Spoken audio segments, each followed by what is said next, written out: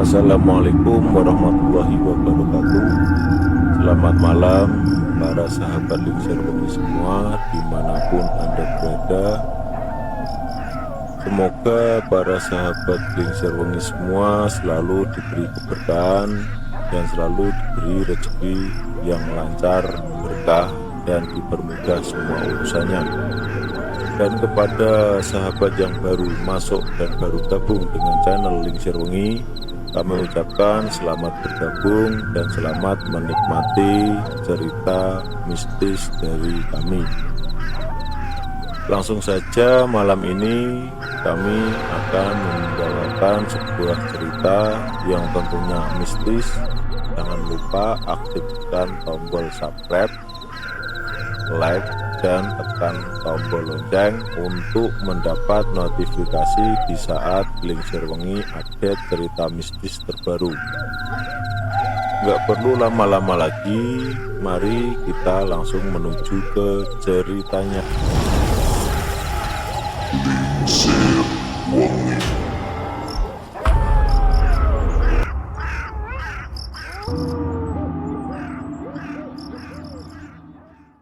Pernikahan Gaib Satu Suro.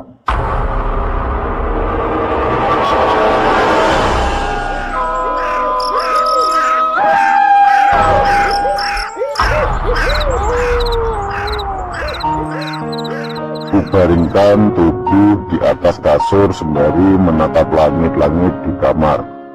Tubuhku rasanya lelah sekali.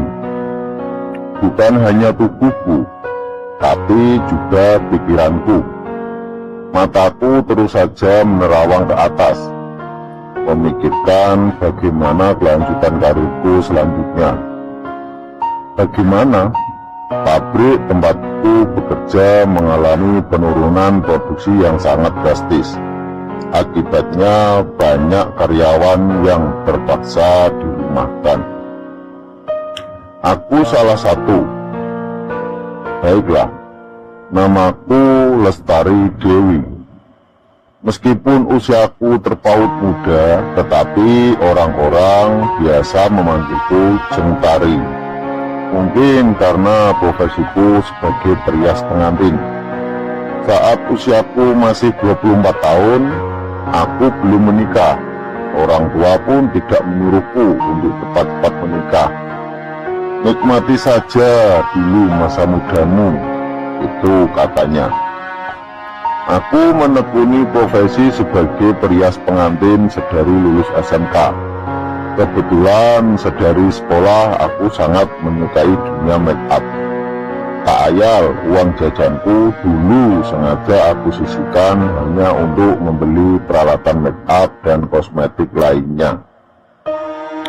Berawal dari aku yang ikut ibuku untuk membantu tetangga yang akan bertunangan, namun ternyata MUA yang sudah mereka booking dari jauh hari terpaksa membatalkannya tanpa alasan. Mereka pun kebingungan sebab acara akan dilangsungkan beberapa jam lagi. Sedangkan di antara mereka tidak ada yang memiliki bakat merias. Aku yang mendengar keluh kesah mereka pun akhirnya mencoba menawarkan diri. Awalnya mereka ragu padaku, namun karena waktu yang sempit dan sulit untuk mencari MUA lagi, akhirnya mereka pun memintaku untuk merias putrinya. Senyumku terpatri. Aku pun tugas pulang untuk mengambil alat make up seadanya yang kupunya.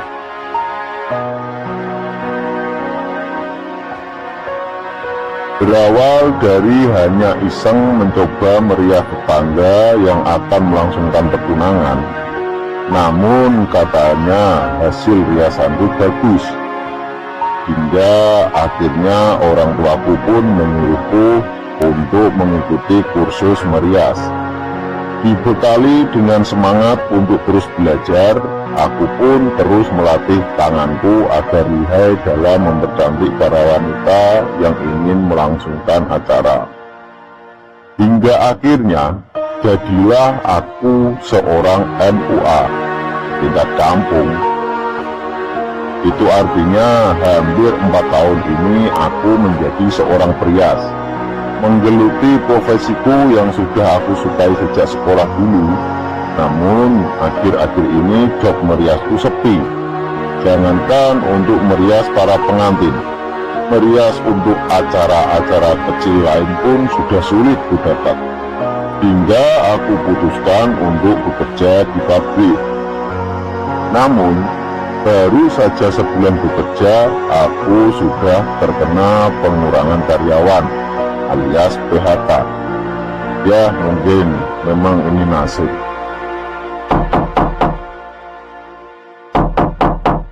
Ari, makan dulu. Semenjak pulang kerja kamu belum makan loh nak.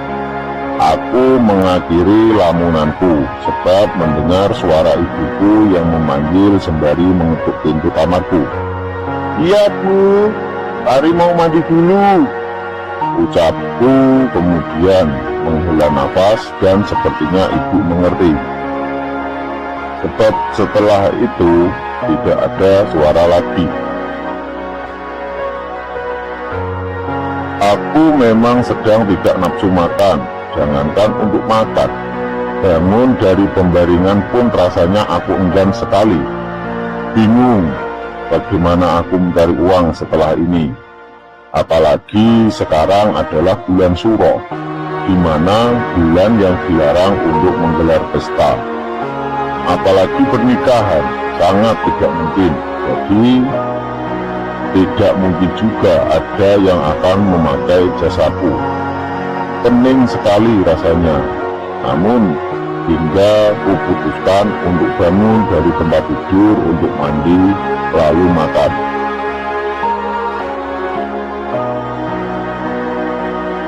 Setelah selesai makan malam, kuputuskan kembali untuk masuk kamar. Seperti tidak ada tenaga, jadi rasanya hanya ingin rebahan saja.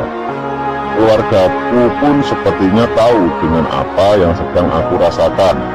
Jadi mereka tidak terlalu banyak bicara. Mungkin takut mengganggu suasana moodku. Sibuk rebahan dan main HP yang tak ada faedahnya, tiba-tiba saja ada nomor tidak dikenal menghubungiku. Siapa ya?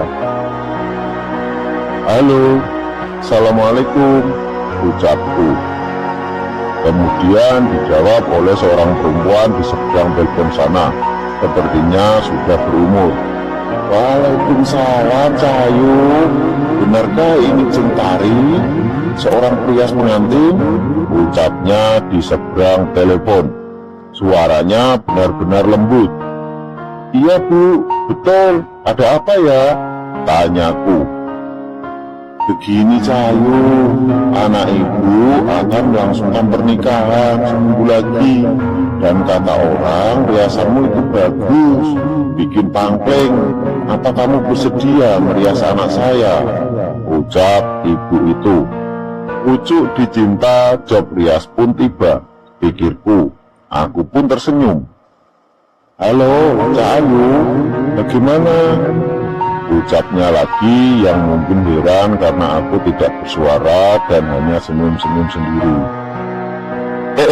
Iya bu, iya saya bersedia. Memangnya kapan ya?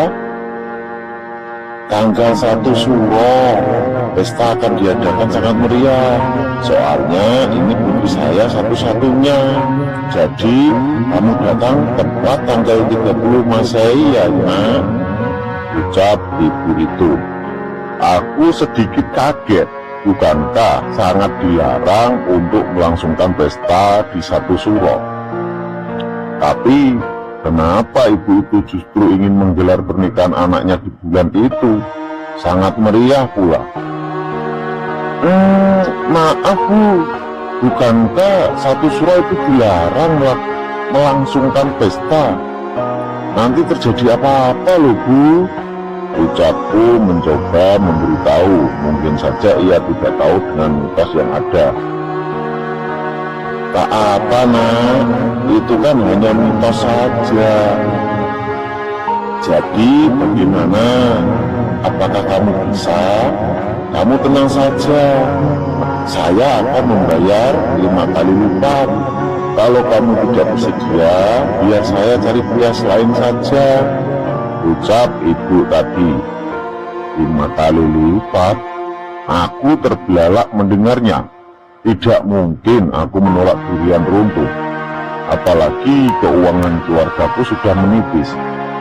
Kasihan jika keluargaku hanya mengandalkan bapak yang hanya seorang buruh tani dan mbakku yang kerjanya pun tidak lebih baik juga dari aku. Aku harus menyambutnya. Baik Bu, saya bisa, ucapku dengan semangat. Baiklah, nanti kamu datang ke sini dan kamu harus sampai sebelum malam hari ke kampung Cimelati di kaki Gunung Lawu, ucapnya. Jauh sekali Bu, jawabku. Ya ampun, jauh sekali. Dan bagaimana mungkin ibu itu bisa tahu tentang aku? Bukankah banyak MUA yang lebih terkenal? Kenapa? Tak perlu khawatir. Sekarang kamu sebutkan nomor rekeningmu. Ibu akan mengirim uang sebagai DP-nya. Lagi dan lagi aku kaget. Baru kali ini ada orang yang mau men-DP, sedangkan belum kenal. Tanpa pikir panjang, aku pun langsung mengucapkan angka demi angka nomor rekeningku. Bagaimana? Apa sudah sampai uangnya? Ucap ibu itu setelah aku menyebutkan nomor rekeningku. Lagi dan lagi aku tak habis pikir. Cepat sekali ibu itu transfer uangnya. Aku langsung mengecek saldoku di ponsel yang satu lagi. Dan benar saja, ada uang masuk senilai 2 juta. Sungguh di luar dugaan. Iya Bu, sudah masuk. Ya sudah, jangan lupa lo ya. Dan jangan sampai telat, karena malamnya akan ada profesi siraman. Baik Bu. Telepon langsung dimatikan. Dan aku pun telah menyanggupinya. Mau bagaimana lagi, uang DP sudah berada di rekeningku. Tak mungkin aku menolaknya. Lagi pula, aku tidak datang sendiri. Reni pasti menemaniku. Ya, Reni. Dia adalah sahabat setiaku. Dia selalu menemaniku saat aku ada job merias. Dia sekedar membantuku, entah untuk mengukur daun atau yang lainnya. Setelah ini, aku harus segera mengabari Reni. Halo Ren, aku ada job nih, ucapku menelpon Reni. Job apaan kau? Ya ngerias lah, apaan lagi coba? Kapan? 1 Suro. Hah? Seriusan kamu? Ucap Reni sepertinya dia kaget.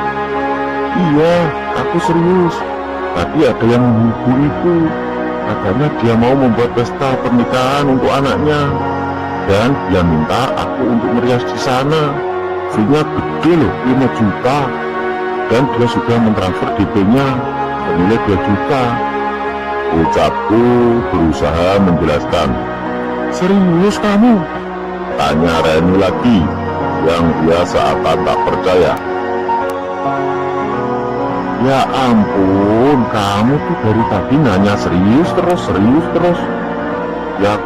Ya aku serius Ren. Ngapain juga aku bohong sama kamu? Ucapku. Terdengar Reni sedikit tertawa di seberang sana. Entah apa yang lucu baginya. Hehehe. Ya habisnya aku masih gak percaya Tar. Kok bisa ya orang itu ngasih DP gitu aja sama kamu? Sedangkan dia kan belum kenal sama kamu. Terus bisa-bisanya dia mau bayar kamu 5 kali lipat gitu? Ya aku juga nggak tahu Ren. Mungkin biar aku percaya kali. Jadi gimana? Kamu mau kan nemenin aku? Duh, gimana ya Tar? Pestanya 1 Suro gitu serem tahu. Aku takut ah. Ya elah, namanya juga orang kaya. Mereka pasti nggak mikir soal serem atau enggaknya.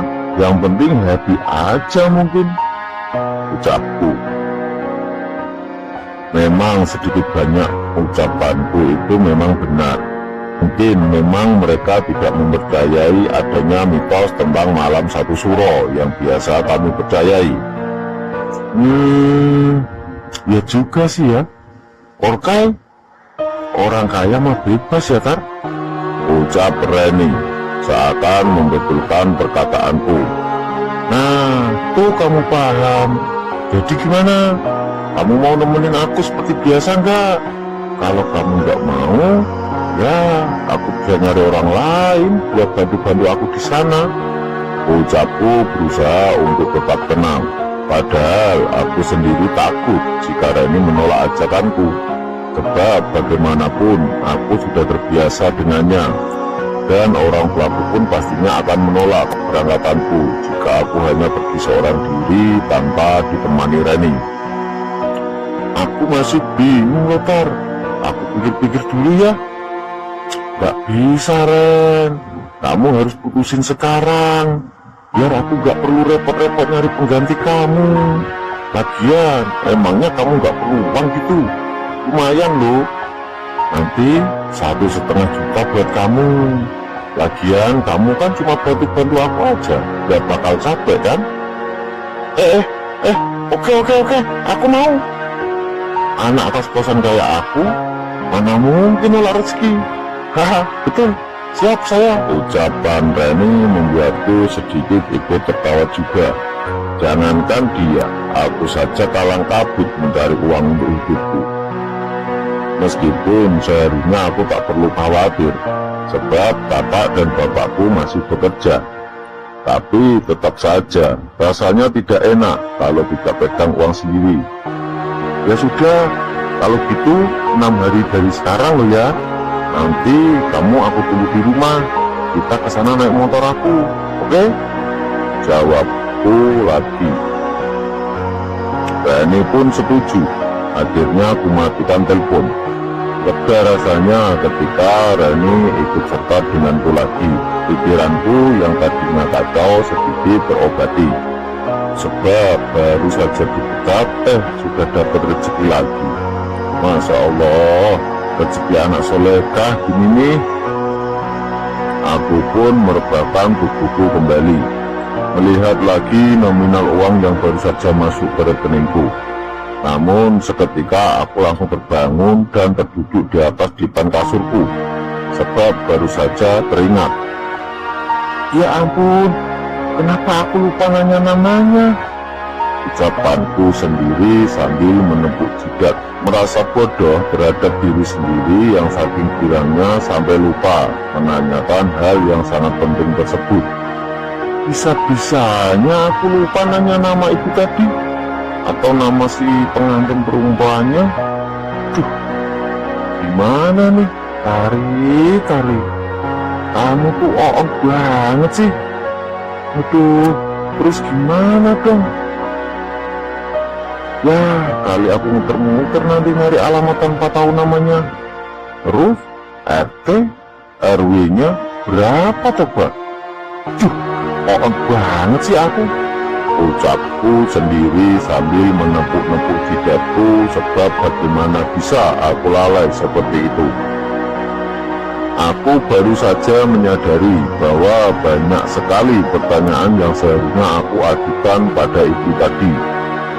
Mulai dari nama beliau, nama anaknya, nama desa, RT, RW, serta riasan apa yang diinginkan anaknya. Tapi saking girangnya dapat uang, aku malah melupakan semua itu. Aku pun berusaha menghubungi nomor ibu tadi, tapi ternyata pulsaku nol. Aduh, payah. Ya sudahlah, besok saja aku hubunginya. Sekalian kasih tahu ibu bapak soal ini, ucapku sambil tersenyum. Aku pun kembali merebahkan badanku, kembali menerawang langit-langit kamar dan beberapa kali melihat nominal uang di layar handphoneku. Tak terasa, aku pun langsung terlelap di peraduan mimpi. Suara kokokan ayam terdengar di sautan, menandakan fajar kian menyingsing. Dengan kewajiban yang harus aku tunaikan. Maklum saja, jika sepagi ini harus mendengar suara berisik dari ayam, sebab aku pun tinggal di desa, jadi masih asri suasananya. Kuregangkan kedua tanganku, mencoba kembali mengumpulkan nyawa-nyawa yang belum kumpul sebelumnya. Kulihat jam dinding menunjukkan pukul 4.30 waktunya subuh, pikirku. Aku pun bergegas terbangun menuju kamar mandi untuk mandi serta berwudu dan melaksanakan sholat. Karena itu kewajiban yang tidak boleh ditinggal. Kubuka pintu dan kudapati seluruh anggota keluargaku sudah terbangun juga. Ibu dan Mbak Sinta sudah repot di dapur. Mereka terbiasa bangun lebih pagi, sebab Mbak Sinta harus menyiapkan bekal makanannya untuk bekerja, dan ibu biasa membantunya mengurus keperluan kerjanya. Sedangkan aku, anak bungsunya, malah baru bangun tidur. Ya, di rumah ini hanya ditinggali oleh 4 orang saja, di antaranya bapak, ibu, Mbak Sinta, dan juga aku. Wah, ibu sama mbak lagi ngapain? Sapraku pada mereka. Ini loh, lagi nyiapin bekal buat mbakmu kerja, jawab ibu sambil melirik ke arahku. Karena kamu sholat dulu, ujar Mbak Sinta. Lah, mbak sama ibu nggak sholat? Udah tadi, kamu sedang halangan, makanya nggak sholat. Ya udah, kalau gitu aku sholat dulu, ujarku. Kemudian bergegas ke kamar mandi, lalu kemudian melaksanakan 2 rakaat kewajiban. Selesai sholat, aku langsung keluar kamar kembali. Perutku rasanya lapar, mungkin akibat semalam yang hanya makan sedikit. Kulihat ibu dan Mbak Sinta sedang sarapan di meja makan. Aku pun menghampiri mereka. Bapak gimana, Bu? Ucapku sambil menarik kursi untuk duduk. Katanya tadi rapat di surau, makanya pulang rada siangan, ucap ibu sambil menyiapkan makanan di atas meja makan sederhana milik kami. Kamu kan biasanya selalu saja pengen sarapan sama bapak, tapi kalau udah lapar maka duluan aja, Tar. Tuh, mbak sama ibu udah masakin nasi goreng, telur ketok, sama sambal goreng kesukaan kamu, ucap Mbak Tari.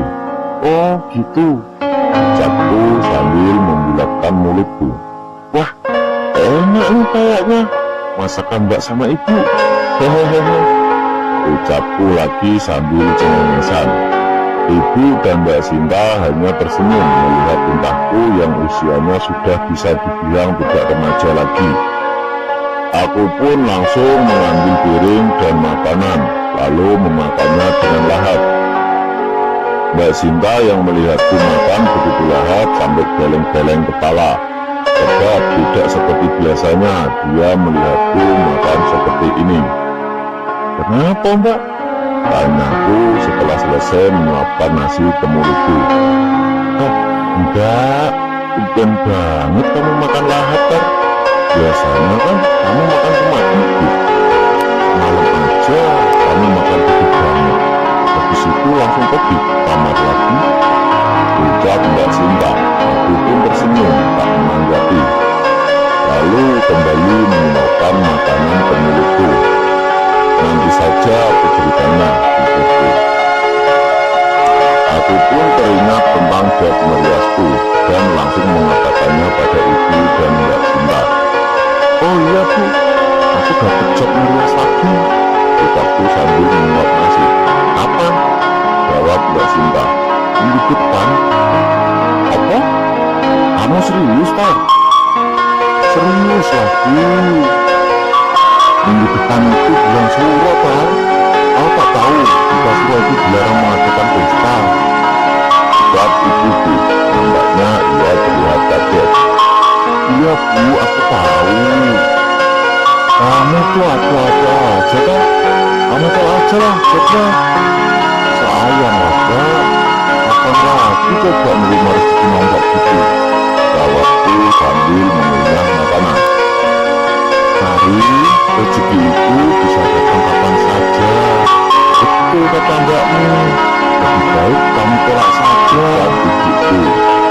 Gak bisa Bu, orang itu udah ngirim DP-nya 2 juta. Hah? DP aja 2 juta? Bukannya tarif merias kamu cuma 1 juta kan? Kata Mbak Sinta. Ya loh Mbak, dia membayar aku 5 kali lipat. Lumayan kan? Sayang kalau aku tolak 2 aja Mbak. Kok bisa? Kayaknya yang bilang pesta orang kaya tuh Mbak. Dia bilang akan mengadakan pesta besar-besaran untuk putri tunggalnya. Ucapku mencoba menjelaskan. Tapi tetap aja kan, aku Suro itu dilarang mengadakan pesta. Apalagi ini mau pesta besar. Ya mungkin mereka nggak percaya hal gituan kali Mbak. Kalau ternyata yang mengadakan pesta itu didemet gimana Pak? Jawab Mbak Sinta. Aku sedikit ngeri mendengarnya, tapi aku coba untuk setenang mungkin agar ibu percaya. Gak mungkin lah Mbak, masa bisa menghubungin aku lewat telepon? Ngaco kamu ah. Apa yang Mbak Yumu katakan itu ada benarnya Pak. Pokoknya ibu tidak akan memberi izin, ucap ibuku. Aku pun sedikit lesu mendengarnya. Bagaimana ini?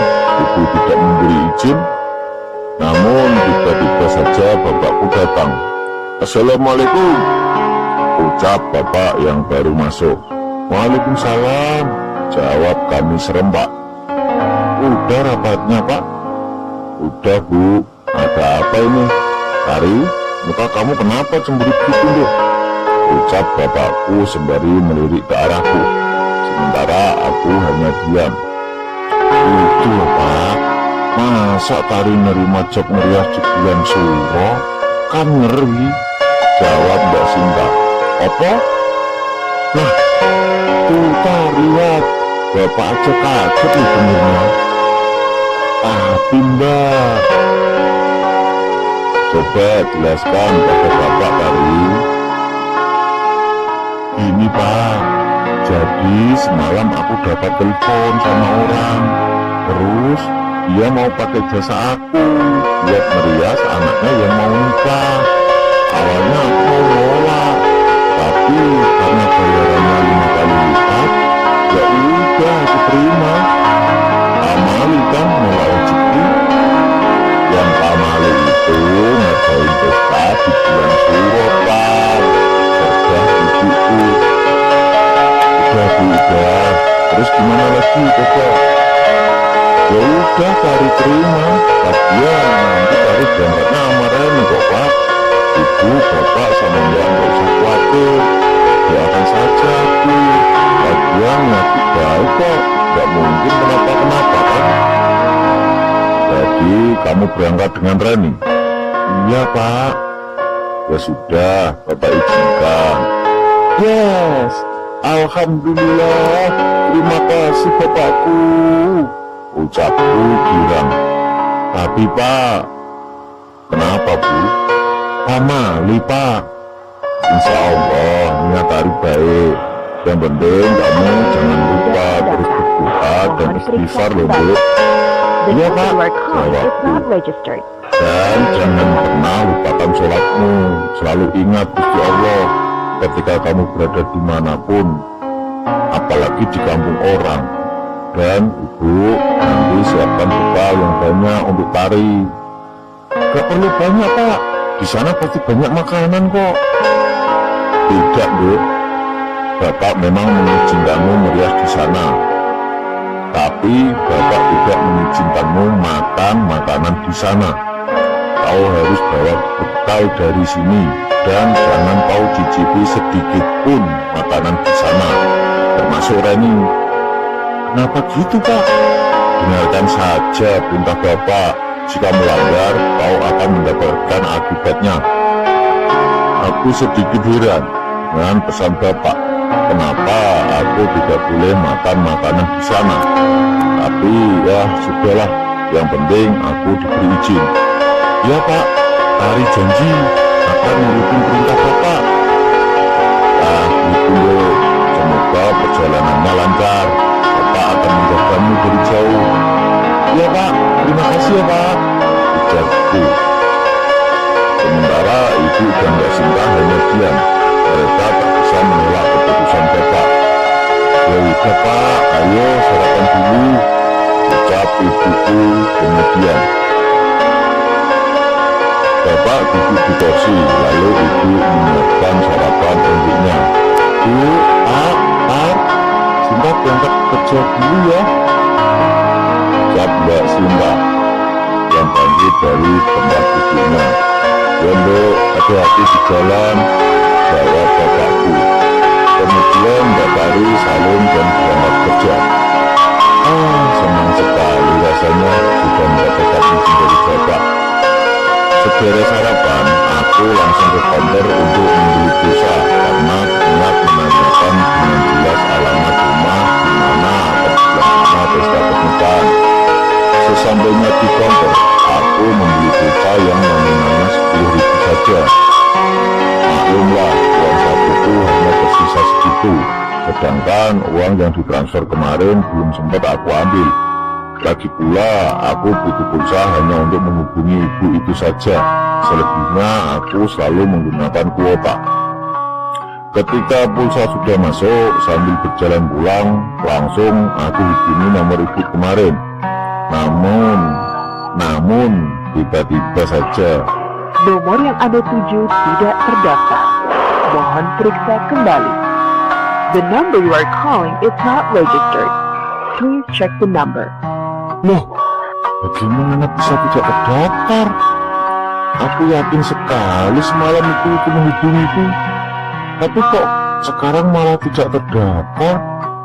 Bagaimana bisa coba? Aneh. Terus gimana dong aku menghubunginya? Aku nggak mau disebut penipu jika aku tidak datang untuk merias anaknya nanti. Bisa hancur reputasiku sebagai MUA. Tapi gimana caranya aku datang? Alamatnya lengkap saja aku nggak tahu. Saking bingungnya aku sampai tidak sadar bahwa aku sudah di depan rumah saja. Untung jalanan sepi. Kalau banyak kendaraan, mungkin aku sudah tertabrak kali, saking gak fokusnya berjalan. Aku masuk ke rumah, kemudian menuju kamar dan meletakkan HP di meja riasku. Saat hendak keluar menuju kamar mandi, tiba-tiba saja HP-ku berbunyi. Kulihat ternyata nomor yang aku hubungi tadi menghubungiku balik. Loh, kok bisa ya? Bukankah tadi nggak terdaftar? Pusing sekali rasanya jika dipikirkan. Tak banyak bertanya lagi, langsung kuangkat teleponnya. Halo, Assalamualaikum, ucapku. Waalaikumsalam, Cahayu. Bu, tadi saya menghubungi ibu, tapi kok nomornya nggak bisa dihubungi ya? Untung sekarang ibu menghubungiku balik, ucapku. Iya Cahayu, ada yang ingin disampaikan padamu, ujar ibu di telepon. Ada apa Bu? Nanti tolong kau bawakan kembang melati yang banyak ya. Untuk apa Bu? Biasanya melati hanya digunakan untuk prosesi siraman dan untuk akad saja, ucapku sedikit heran. Tak apa Cahayu, turuti saja permintaanku. Nanti ku bayar lebih jasamu. Aku membulatkan mata. Royal sekali ibu itu, pikirku. Baiklah Bu, nanti aku akan membawa stok melati yang lebih banyak.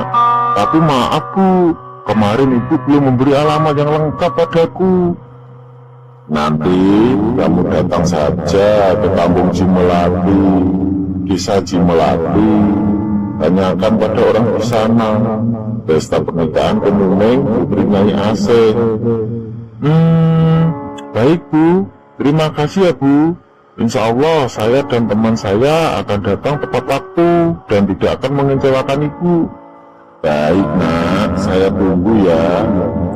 Iya Bu. Maksudnya Nyai? Telepon pun terputus. Lega sekali rasanya jika sudah mengantongi alamat dengan jelas seperti ini. Aku tinggal mempersiapkan melati lebih banyak dan juga beberapa gaun adat Jawa untuk dipakai putri dari Nyai Ase tersebut. Hari demi hari terus berlalu, sehingga sampailah hari di mana aku akan berangkat menuju desa Cimelati di kaki Gunung Lawu. Pagi hari sekali ibuku sudah repot di dapur untuk menyiapkan bekal makanan untukku dan juga Reni. Sebenarnya aku tidak tahu apa alasan bapak menyuruhku untuk membawa bekal yang banyak. Tapi daripada banyak tanya, nanti bapak berubah pikiran. Jadi aku iakan saja perintahnya. Dok, kamu yakin akan berangkat ke sana? Hati ibu kok nggak tenang ya? Ucap ibu sembari memasukkan kotak makan ke dalam tasku. Insya Allah Bu, ibu percaya saja sama Tari. Insya Allah Tari akan baik-baik saja. Tar, benar toh kata ibu. Dalam seorang ibu pun tidak ada yang salah loh, ucap Mbak Sinta menimpali. Baiklah Bu, Sin, insya Allah Tari akan baik-baik saja selama dia mau nuruti apa perintah bapak, ucap bapakku. Baiklah Pak, jika itu keputusan bapak, ibu manut saja. Yang penting ibu berdoa semoga Tari selalu dilindungi Gusti Allah. Alhamdulillah, akhirnya ibu pun merestui kepergianku untuk merias di kaki gunung itu. Letaknya cukup jauh, bisa mencapai 3 jam perjalanan menggunakan sepeda motor. Persiapan sudah beres, bekal makanan sudah lengkap di tas ransel. Begitupun dengan kotak make up, sudah disiapkan jauh hari sebelumnya. Tinggal menunggu kedatangan Reni saja. Rencananya Reni akan datang pukul 8 nanti. Sekarang sudah pukul 7.30, berarti 30 menit lagi Reni tiba. Selagi menunggu Reni, aku pun duduk santai di luar, ditemani ibu, bapak, dan juga Mbak Sinta. Aku nggak tahu kenapa ibu dan Mbak Sinta seperti melankolis sekali. Padahal aku udah sering merias kemana-mana, tapi tak pernah ibu dan Mbak Sinta terlihat serisau ini. Sementara bapak, beliau terlihat tenang, meskipun wajahnya sesekali memandangku dengan tatapan yang entah apa artinya. Saat berduduk santai, tiba-tiba saja 2 tetangga kami lewat. Walah, mau kemana Tari ini? Kok banyak sekali tasnya? Mau kerja di luar kota ya? Ucap Budi Dewi, tetanggaku itu. Aku hanya tersenyum. Enggak, Wi, Tari mau merias, jawab ibuku. Apa? Merias? Jawab Budi Sri, tetanggaku yang satunya. Iya Bude, Tari mau merias. Iya Bude, Tari mau merias pengantin di kaki Gunung Lawu. Doakan lancar ya Bude, ucapku. Nampak Budi Sri dan Budi Dewi menggelengkan kepala. Kok kamu beri izin sih Mas? Amali loh pernikahan di satu surau seperti ini, ucap Budi Dewi lagi pada ibuku. Ya mau gimana lagi, Tari bersikeras ingin berangkat, bapaknya pun menyetujui, jadi aku manut wae lah, jawab ibuku. Ya sudahlah, semoga selamat ya Dek, semoga lancar perjalanannya. Amin, ucap kami serempak.